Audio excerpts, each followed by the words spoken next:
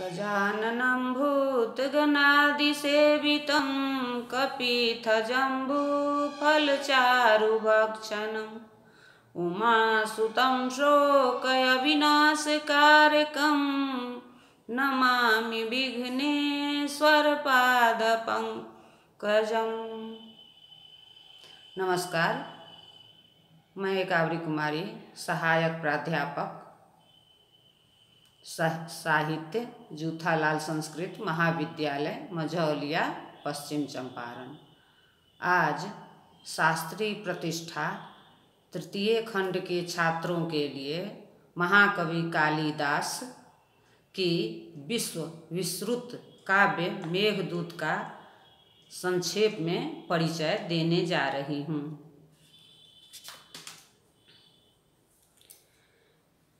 जिस विषय को लेकर महाकवि कालिदास ने मेघदूत की अवतारणा की वह अतिशय मर्मस्पर्शी है।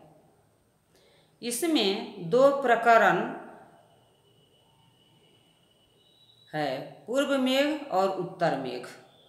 कोई यक्ष कार्य में प्रमाद करने के कारण अपने प्रभु कुबेर के शाप से कैलाश पर्वत में अवस्थित अलकापुरी से 1 साल के लिए निर्वासित हुआ। इस प्रकार अपने स्थान से निर्वासित होकर अपनी प्राणेश्वरी प्रियतमा से बिछुड़ने से शोक से कृश होकर वह कामुक यक्ष रामगिरी के निर्जन श्रृंग के आश्रमों में रहा करता था। वह आषाढ़ मास के प्रथम दिवस में नवीन मेघ को देखने से अपनी प्रियतमा की स्मृति से शोकाकुल होकर बहुत ही अधीर हो गया। कामार्त होने से उसे चेतन और अचेतन की कुछ सुध न रही। मेघों को पुष्करा वर्तकों के वंश में उत्पन्न कहकर यक्ष ने उसे अपनी प्रियतमा के पास संदेश कहने के लिए प्रार्थना की। क्योंकि मेघ उसके दूत कर्म को स्वीकार न भी करे तो भी उसमें यान्या मोघा बड़म धिगुने नाध में लब्ध कामा, इसी उक्ति के अनुसार विशेष दुख नहीं होगा। मेघ को किस किस मार्ग का अवलंबन करना होगा और क्या क्या दृश्य देखना पड़ेगा, उन सबको यक्ष एक एक करके पूर्व मेघ में सविस्तार वर्णन करता है। रामगिरी से उत्तर विमुख होकर जाते जाते अमरकूट पर्वत, नर्मदा नदी, विदिशा नगरी, वेत्रवती नदी, मालव की राजधानी उज्जैनी और धर्म क्षेत्र कुरुक्षेत्र, इन सबको अतिक्रमण कर मेघ को अपने वास स्थल अलका में पहुँचाने के लिए यक्ष निर्देशन करता है। उत्तर मेघ में यक्ष अलकापुरी और वहाँ पर विद्यमान अपने प्रसाद का अतिशय मनोहर वर्णन करता है। वह विद्वेल हृदय से अपनी प्रियतमा की सौंदर्य संपत्ति का कथन करते करते कल्पना के बल पर उसकी विरहावस्था का निरतिशय करुणा भाव से वर्णन करने लग जाता है। यक्ष अपनी प्राणेश्वरी को पहचानने के लिए उसके लक्षणों को बताकर मैं 1 साल के अंत में शाप के निवृत्ति होने पर प्रियतमा के पुनर्मिलन की प्रत्याशा से प्राण धारण कर रहा हूँ। इस वार्ता को प्रियतमा से कहने के लिए और उसे धीरज बढ़ाने के लिए मेघ से सविनय अनुरोध करता है। मेघ का गर्जन जैसे ही मनोहर ध्वनि वाला है, उसी तरह काव्य ध्वनि भी अत्यंत गंभीर और मर्मस्पर्शी है।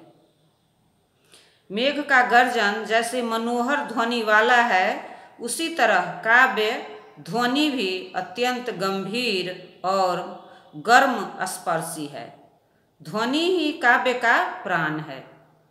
यक्ष कैसे अपने कर्तव्य से च्युत हुआ और उसका कनकवलय कैसे भ्रष्ट हुआ, इसे सहृदय पाठक ही समझ सकेंगे।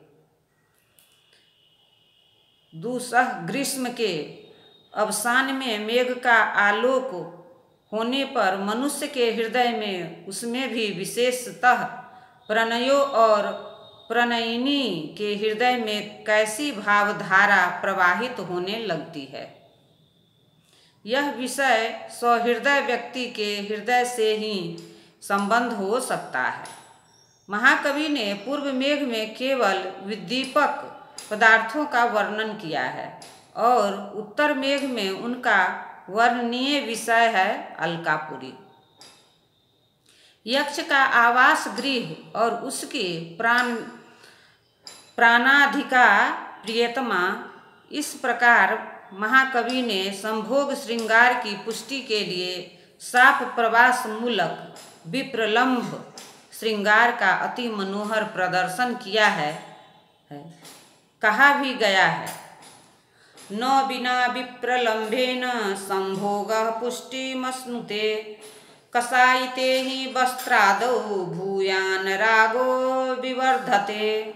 महाकवि कालिदास यद्यपि अनेक छंदों के प्रयोग में सिद्धहस्त है, तथापि उन्होंने इसमें अत्यंत श्रुति मधुर मंदाक्रांता छंद का अवलंबन किया है।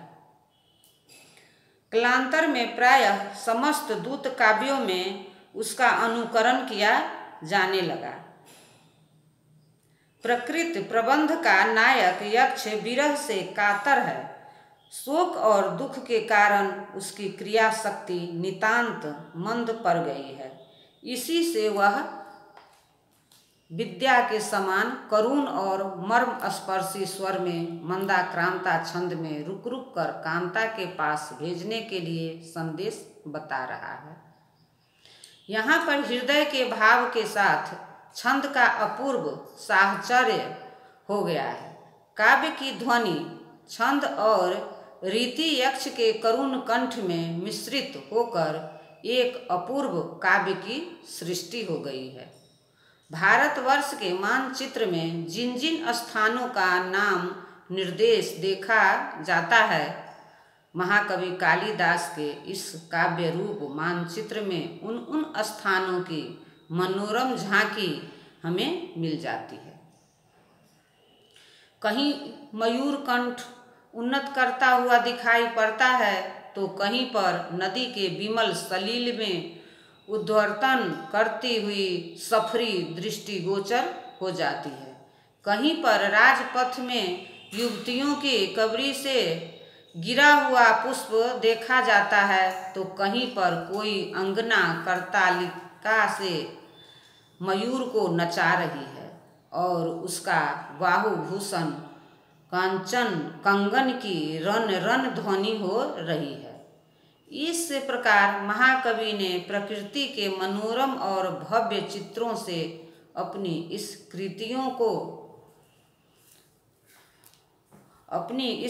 कृति को सजाया है। परंतु इस लोकोत्तर रचना में केवल प्रकृति का मनोरम चित्र नहीं है, विचार पूर्वक निरीक्षण करने वालों को इसमें चरित्र का अनुकरणीय आदर्श भी मिल जाता है। इसका नायक यक्ष देवयोनि विशेष है। अलकापुरी का वह नागरिक है। स्वर्ग के समान अलकापुरी भी केवल योग भूमि है, कर्म भूमि नहीं। स्वर्ग के समान अलकापुरी भी केवल भोग भूमि है, कर्म भूमि नहीं। और यक्ष योनि केवल भोग योनि है, कर्म योनि नहीं।